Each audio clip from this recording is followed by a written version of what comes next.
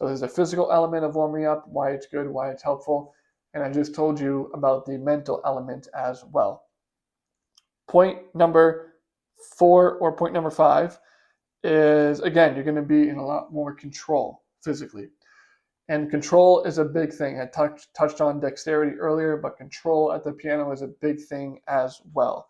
Because when you have weighted keys at the piano, you can have control over the dynamics.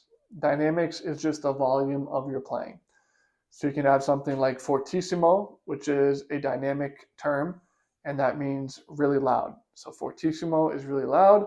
Then you can have forte, which is loud but not as loud, right? And then you can have mezzo forte, which is a little bit softer. Then you have mezzo piano, which is a little bit softer.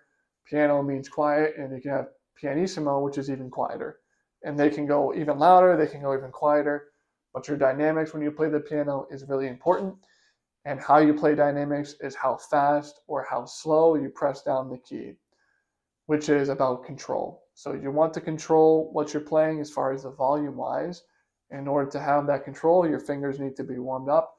You need to be ready to go. Dynamics are really important when you're playing because it helps you tell the story of whatever you're playing.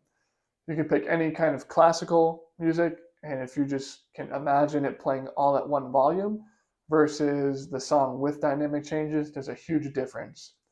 Even though the notes being played might be exactly the same, even though the tempo might be exactly the same, the volume of what you're playing makes a huge, huge difference. So having that control, having that dexterity is extremely important. And again, to touch a little bit more on the mental side, it helps you get focused, it helps you get in place,